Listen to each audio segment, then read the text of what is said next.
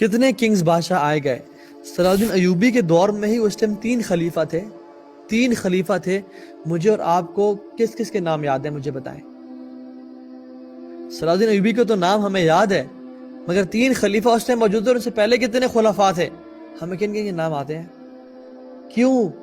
کیونکہ وہ جب اپنے پیلیسز میں ہوتے تھے صلاح الدین ایوبی اپنے ٹینٹ میں سوتے تھے. وہ جب اپنے کوزی اور کمفرٹیبل بیڈز پہ سوتے تھے صلاح الدین ایوبی میٹریسز پہ اور زمین پہ سویا کرتے تھے.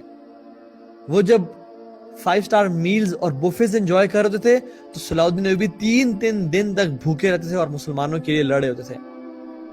وہ جب اپنی بیوی اور بچوں اور فیملیز کے ساتھ ہوتے تھے تو صلاح الدین ایوبی رحمہ اللہ اپنی بیوی اور بچوں کو دور چھوڑ کے اور مسلمانوں کے ساتھ ان کی پروٹیکشن کے لیے، ان کی بقا کے لیے، عورتوں کی عزت کے لیے کروسیڈرز سے لڑ رہے ہوتے تھے.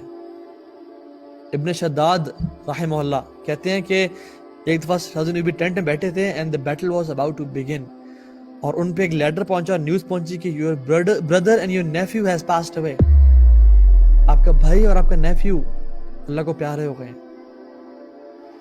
تو صلاح الدین ایوبی نے ہم سب کو کہا کہ آپ لوگ باہر چلے جائیں، اور جب ہم سب باہر چلے گئے تو he cried like a baby. لیکن کچھ دیر بعد جب بیٹل فیلڈ شروع ہونے لگی تو وہ تیار ہو کے باہر آئے and he fought in the battle as he used to fight in the battle. اللہ اپنے ایموشن کو سپریس کر لیا اور کہا یہ تو دنیا تو آنے جانے والی ہے. ما عندکم ینفد وما عند اللہ باق، جو تمہارے پاس ہے وہ ختم ہونے والا ہے، جو اللہ کے پاس ہے وہ ہمیشہ رہنے والا ہے. بل تؤثرون الحیات الدنیا والآخرۃ خیر وابقیٰ، تم دنیا کی زندگی کو چاہتے ہو مگر آخرت خیر والی ہے اور ہمیشہ ہمیشہ رہنے والی ہے. He went and fought in the battle. Yes, he used to miss his wife. Yes, he used to miss his kids. Yes, he used to miss his brother.